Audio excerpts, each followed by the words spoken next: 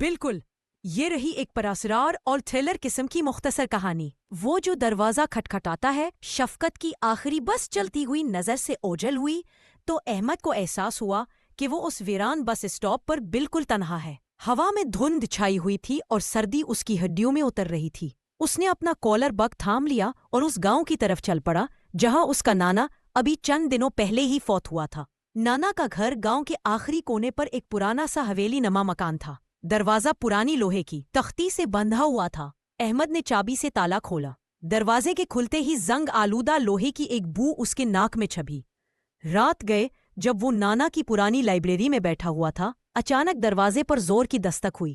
ٹک ٹک ٹک۔ احمد کا دل دھک سے رہ گیا۔ اس وقت رات کے 12 بج رہے تھے اور یہ گھر دنیا سے کٹا ہوا تھا۔ وہ خاموشی سے دروازے کے پاس گیا۔ کوئی نظر نہیں آ رہا تھا۔ اٹھ کر دنیا میں پلٹ ہوئی تو لائبریری کی الماری سے ایک پرانا البم غائب تھا جس میں نانا کی پرانی تصویریں تھیں۔ اگلی رات پھر وہی دستک، ٹک ٹک ٹک، لیکن اس بار آواز بیڈ روم کے دروازے سے آ رہی تھی۔ احمد نے دروازہ کھولا تو وہی البم فرش پر پڑا ہوا تھا، لیکن اب اس کی ساری تصویریں پلٹی ہوئی تھیں سوائے ایک کے۔ وہ تصویر ایک نوجوان لڑکی کی تھی جس کی آنکھیں سرخ سرخ تھیں۔ تیسری رات احمد نے فیصلہ کیا کہ خود جاگے گا اور اس راز سے پردہ اٹھائے گا۔ اس نے نانا کی پرانی ڈائری پڑھنی شروع کی۔ ڈائری کے آخری صفحات پر لکھا تھا، وہ مجھے مارنا چاہتی ہے، وہ ہمیشہ رات کو دستک دیتی ہے، میں نے اس کی تصویر البم میں چھپا دی ہے۔ اسی وقت دستک کی آواز آئی، ٹک ٹک ٹک، لیکن اس بار آواز احمد کے پیچھے سے آ رہی تھی۔ اس نے پیچھے مڑ کر دیکھا اور وہی لڑکی، البم والی لڑکی، دیوار سے باہر نکلتی ہوئی اس کی طرف بڑھ رہی تھی۔ اس کی سرخ آنکھیں چمک رہی تھیں اور اس کے ہونٹوں پر ایک خوفناک مسکراہٹ تھی۔ تم نے میرا البم کیوں کھولا؟ لڑکی نے پوچھا، اور پھر تمام لائٹیں بند ہو گئیں۔ جب لائٹیں واپس آئیں تو احمد خود کو لائبریری کے فرش پر پڑا پایا۔ اس کا سینہ تیز تیز دھڑک رہا تھا۔ وہ لڑکی غائب تھی، لیکن ہوا میں ایک عجیب سی خوشبو تیر رہی تھی، پھولوں اور زنگ آلودہ لوہے کا مرکب۔ احمد نے اٹھ کر خود کو سنبھالا۔ اس کی نظر فرش پر پڑے البم پر پڑی۔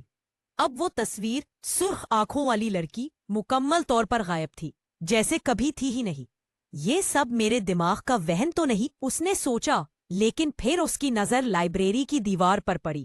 وہاں تازہ پینٹ کی ہوئی جگہ پر سرخ رنگ سے لکھا ہوا تھا، تمہارے پاس صرف 3 راتیں ہیں۔ احمد نے فیصلہ کیا کہ وہ نانا کی ڈائری کو مزید غور سے پڑھے گا۔ ڈائری کے درمیانی حصے میں اسے ایک پرانا اخبار کا تراشا ملا جس میں ایک لڑکی کے غائب ہونے کی خبر تھی۔ ثنا، عمر 17 سال، اس گاؤں سے 1947 میں غائب ہوئی۔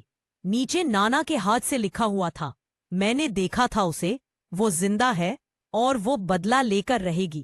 اگلے دن احمد نے گاؤں کے بزرگوں سے ثنا کے بارے میں پوچھا۔ سب نے انکاری رویہ اپنایا۔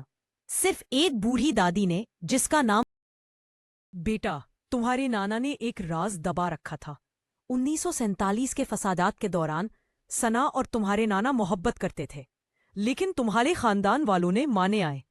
ایک رات ثنا غائب ہو گئی۔ سب نے سمجھا وہ دریا میں ڈوب گئی، لیکن تمہارے نانا کو ہمیشہ یقین تھا کہ وہ زندہ ہے۔